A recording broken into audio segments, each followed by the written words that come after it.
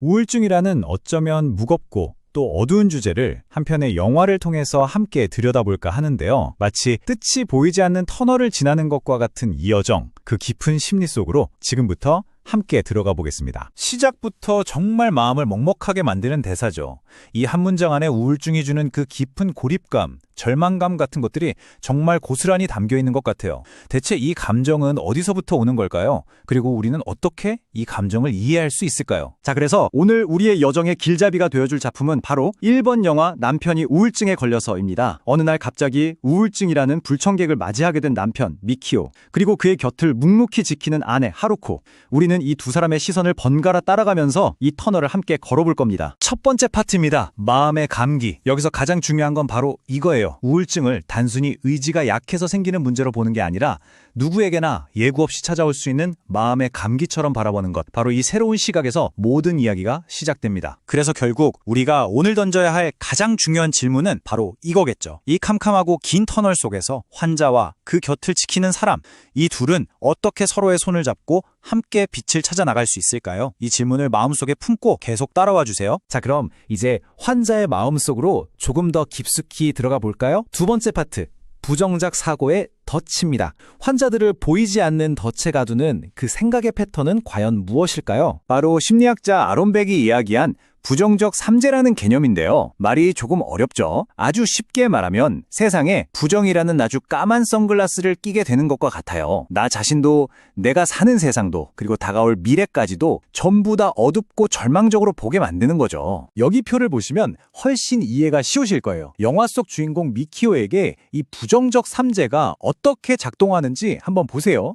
먼저 자신에 대해서는 나는 벌레만도 못해, 아무 쓸모가 없어 라고 생각하고요. 세상에 대해서는 여긴 너무 고통스럽고 힘든 곳이야 라고 느끼죠. 그리고 마지막으로 미래에 대해서는 이 고통은 절대 끝나지 않을 거야, 희망이 없어 라고 단정해버립니다. 이 세 가지 생각이 서로 꼬리에 꼬리를 물면서 환자를 점점 더 깊은 절망의 덫으로 밀어넣는 겁니다. 그런데 말이죠. 이 싸움은 결코 환자 혼자만의 것이 아닙니다. 자, 이제 시선을 돌려서 그 곁을 지키는 사람, 아내 하루코의 마음을 들여다볼 차례입니다. 세 번째 파트, 돌봄자의 조용한 소진입니다. 바로 돌봄자, 번아웃이라는 개념이에요. 사랑하는 사람을 돌보는 이 과정에서 오는 엄청난 스트레스 때문에 감정적으로나 신체적으로 에너지가 완전히 바닥나버리는 상태를 말하는 건데요. 이건 절대 그 사람이 약하거나 의지가 부족해서가 아닙니다. 여기 보시면 두 사람이 각자 어떤 싸움을 하고 있는지 한눈에 보이죠. 미키오는 마음의 동굴에 갇혀서 자신은 가치 없다고 느끼는 동안 아내 하루코는 자신의 모든 걸 희생하면서 감정적으로 소진될 위험에 처해 있는 거예요. 여기서 정말 중요한 포인트가 뭐냐면요. 환자에게는 너는 그대로 괜찮아 라는 무조건적인 수용이 필요하잖아요. 그만큼 돌봄자에게도 자비 자신만의 산소, 즉 숨 쉴 틈이 반드시 필요하다는 겁니다. 그렇다면 이렇게 각자의 싸움을 하고 있는 두 사람을 연결해줄 다리는 과연 무엇일까요? 네 번째 파트에서 그 답을 찾아보겠습니다. 바로 수용의 힘입니다. 저는 이 영화에서 이 대사가 정말 핵심이라고 생각해요. 아내 하루코가 남편에게 끊임없이 해주는 말이죠. 당신은 지금 아픈 거지? 당신이라는 사람의 가치가 변한 건 절대 아니야. 바로 이 말 한마디가 꽁꽁 얼어붙었던 모든 것을 녹이는 시작점이 됩니다. 이걸 심리학에서는 무조건적 긍정적 존중이라고 부르는데요.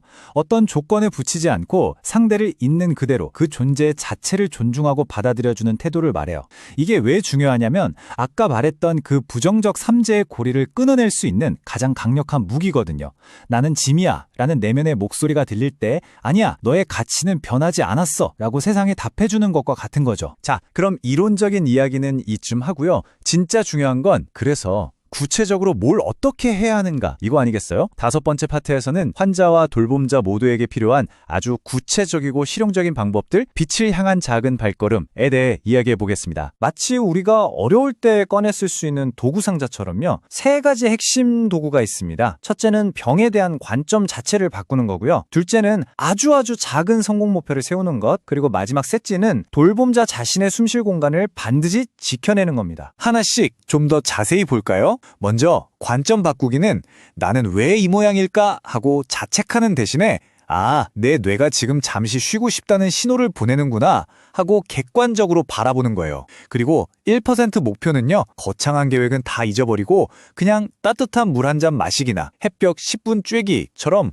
아주 사소한 성공을 하나씩 쌓아가는 겁니다. 이게 별거 아닌 것 같아도 정말 중요해요. 그리고 마지막으로 돌봄자는 자신의 취미 생활처럼 자신만의 숨 쉴 공간을 반드시 지켜야 합니다. 그래야 지치지 않고 함께 이 긴 터널을 걸어갈 수 있으니까요. 자, 이제 거의 다 왔습니다. 마지막 6번째 파트에서는요, 이 모든 과정을 관통하는 가장 핵심적인 주제를 다시 한번 짚어보면서 이야기를 마무리하려고 합니다.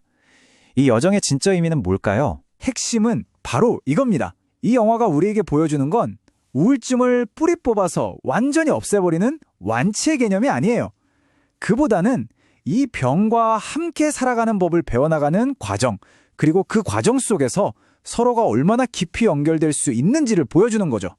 말하자면 성공의 기준을 다시 생각하게 만드는 겁니다. 오늘 이야기는 여기서 마무리되지만 이 질문은 아마 우리 모두의 삶에 계속해서 남을 것 같습니다.